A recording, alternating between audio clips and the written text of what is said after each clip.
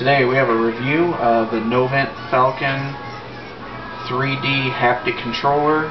Haptic refers to our sense of touch. It is a revolutionary design in 3D control and computer interaction. I'm going to show you a little bit of Half-Life 2 Episode 1, F.E.A.R, Penumbra, and a general conclusion. Here we have the popular Half-Life 2 Episode 1. This game needs no introduction, and Novint built a great mod to take advantage of the new control of the Falcon. And when you move around, you can actually feel some momentum here. When you bash into stuff, you can kind of feel it. When you jump, you can feel it go up and down on the controller itself. When you pick up stuff, it adds a little bit of weight here to the controller. At least when you pick it up with a gravity gun, when you pick it up with the normal object pickup, I mean your physical hand, you can even feel the weight even more. But there isn't much difference between this milk carton here and this ammo box in weight, or this can. But that's not a real big deal. It does add quite a bit. It's very cool. Every gun has its own recoil. Pistol's got a little bit. SMG has the automatic kickback. Pulse rifle just has an insane amount. Shotgun has even more. And you feel stuff like explosions and whatnot. It's pretty cool. It really adds a new sense to new life into Half-Life. And you just watched me get killed. Here we have F.E.A.R.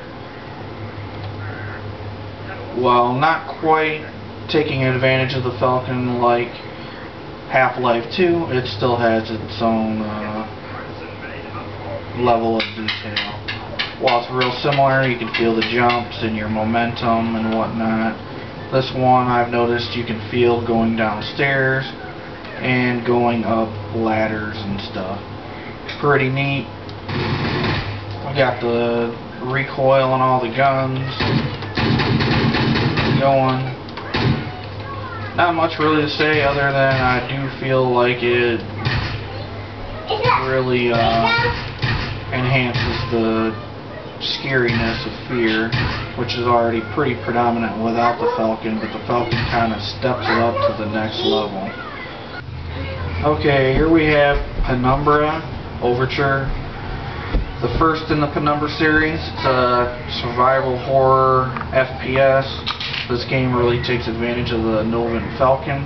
And here we are at the start of the game, which also shows right off the bat how well this controller interacts. Here we can pick up this bottle here, and you can feel its weight. You can almost feel the liquid sloshing around inside. And you can move it in full 3D on all X, Y, and Z axes. And it's also kind of neat how you can, you can smash it into stuff. I was about to show you how it got caught there on the shark's mouth, but I guess I can show you with a can too.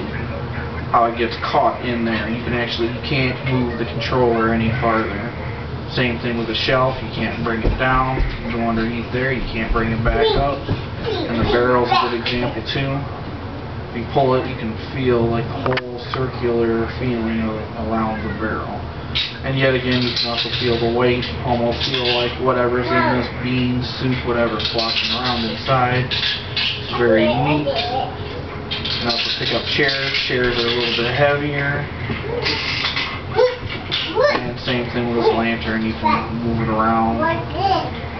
There's drawers that you actually push and pull out. That's very cool in my opinion. Gives it a very realistic feel. Same thing with this chest here. You can lift it up to open and close. You got to give it its own kind of motion similar to that. Even if we pick up this can here, show you another how they integrated in it.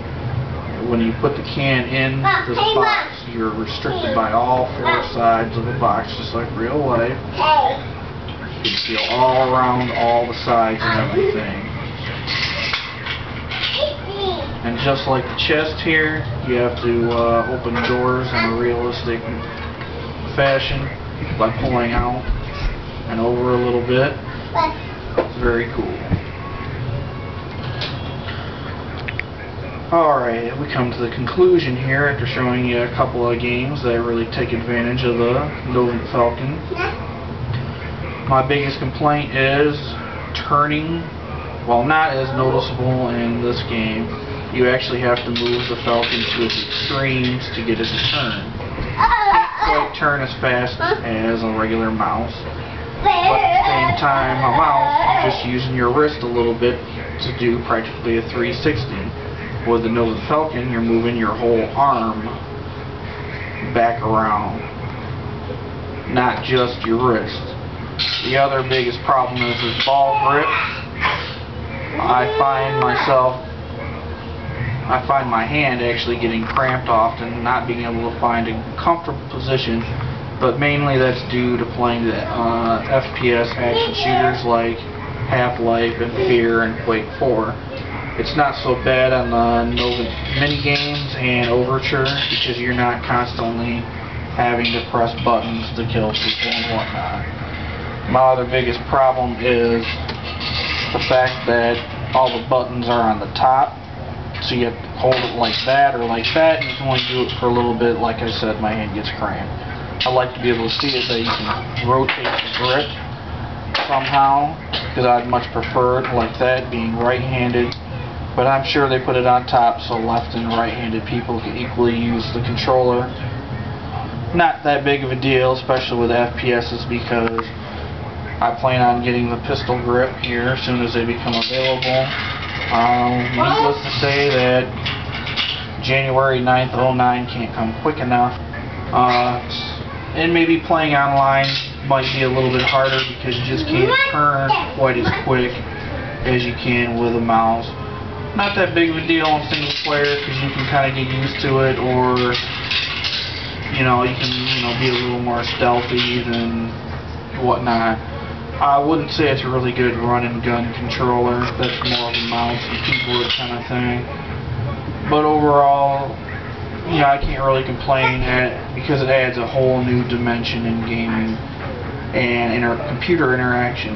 You have to experience one for yourself to be able to understand how this thing works, how it feels, and how it will revolutionize computer input. I feel like something like this will eventually replace the mouse. I like this so much that when I go back to a mouse and I'm doing my normal web browsing and whatnot, I expect some sort of feedback, some kind of haptics now. It's very, very strange that when I go back to the mouse it feels kind of lame. But overall, I like the Falcon. Another thing I see online is people think it needs some kind of type of permanent base, and after playing with it for a while, if you're using it so much that you actually physically move it, you're putting too much force into it. And if it had a bolted down base or whatever, you'd probably end up breaking the controller. And who would want that?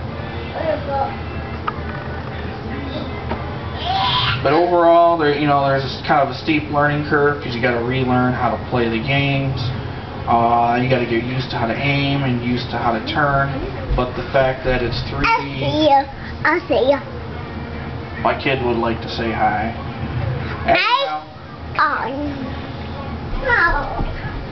Overall, I'd give it a good thumbs up. If you like immersion in your games, definitely pick it up. It definitely adds a new dimension, like I said. Give it 2 thumbs up. Need the pistol grip, and I'll be all set. Definitely recommend the pistol grip, especially if you're going to play FPS games. It's pretty much a must-have. And there you have it, my review of the Novint Falcon.